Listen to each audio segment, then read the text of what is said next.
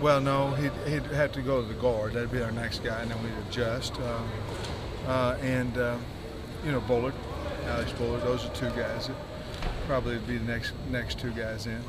So Curbison Curbison's done really well now. Yeah, Curbison's really had a good 2 or 3 weeks. I'm really proud of him.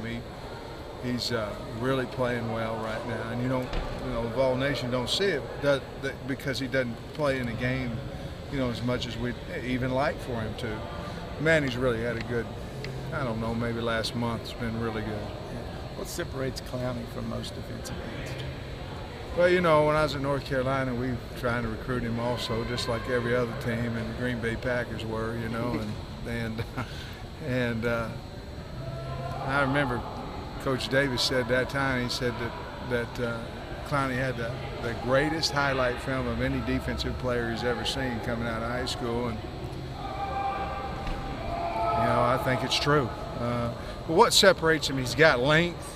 And he's such a great athlete. He's almost like a tailback wide receiver-ish type athlete, but he can flip his hips with the length. And if you can do that, you're going to get to the quarterback. And I'll say this: we're proud of our tackles, and I'm sure they're proud of their defensive ends. And I think it'll be an exciting battle on Saturday between Juwan and Tiny and their two defensive ends. But Clowney is as good as there is in college football, without a doubt, and the other one's pretty good too. Yeah. How much does it help him that Devin Taylor is such a good player as well? Well, again, Devin's long too, and I think it helps him. I mean, you got to pick your poison. You can't double both of them. You can chip both of them, which obviously is something that we want to do. But you also want to get guys out in a route. So there's a fine line and everything.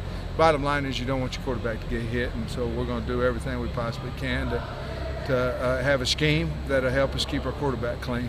You guys have only allowed 3 sacks. They've recorded, I think, 29.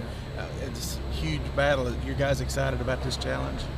Yeah, I think we are. I mean, again, it seems like every week we're playing somebody that's outstanding on the defensive front, and usually it's 4 guys, and this week's no different. But obviously, I'm sure South Carolina knows that we give up 3 sacks, and we know that they're the 5th-rated defense in college football, and that they are one of the top sack teams in the country. So it'll be exciting. Coach, does that put a little, finer point on it in the meeting room when you guys know that you have done so well in pass protection? You're looking at maybe the best pass rushing team in the league. Does that sort of heighten the matchup this week for your guys and you? I think it does. I do to an extent.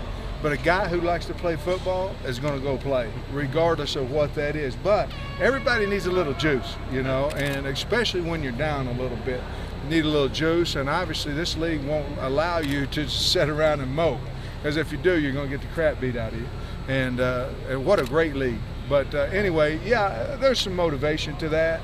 But there's a lot of pride in our room. I'm sure there is in South Carolina's D-line room. And their coach does a good job, anybody in America at coaching him. Coach Long. Coming in late, just specifically with Clowney, what is it that makes him such a special player? He's really fast, he's big, he's tall, and he can move his hips. You get some guys that want to club you and they can move their hips laterally. Clowney can move his hips laterally and forward, and that's not many people can do that. And obviously he has a great speed, so he's going to get you up the field, and he can want to come under. Well, some guys can do that, but they're not quite as fast, and so you're going to be on top of it. It's a tailback playing freaking defensive end. That's what it is. He's incredible.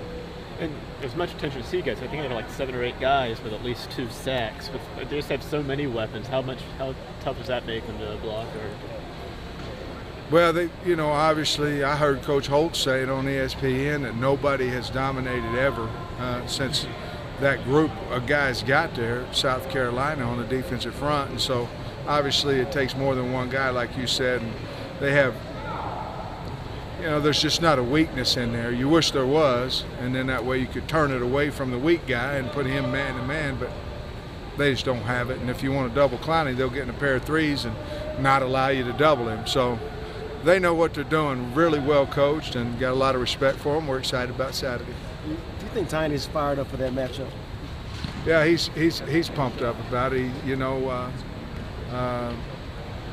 Tiny wants to be on Monday. He knows y'all's going to come interview him, and you know him. He wants to have something to talk about. So if it's for no other reason than that, he wants to have a good interview next Monday. Yeah, sure he's pumped up. I'm sure Coach. I'm sure Jadeveon Clowney's excited about it too. What were your initial impressions of this line you're coaching when you first got here, and have they kind of exceeded what you expected going into the season? Only 3 sacks allowed? Or? Nah, I don't think they've exceeded anything. I thought they were really talented, and they are.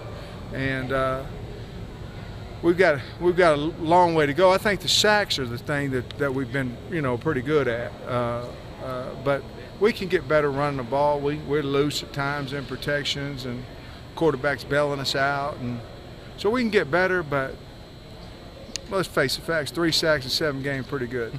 I don't care where you're at. So, yeah, they probably exceeded it in that case. But I knew when we came in we had good ball players, and again, sometimes you get credit for things you don't deserve. We got good players. If we had bad players, trust me, we wouldn't have 3 sacks. So, quarterback's done a nice job with that too.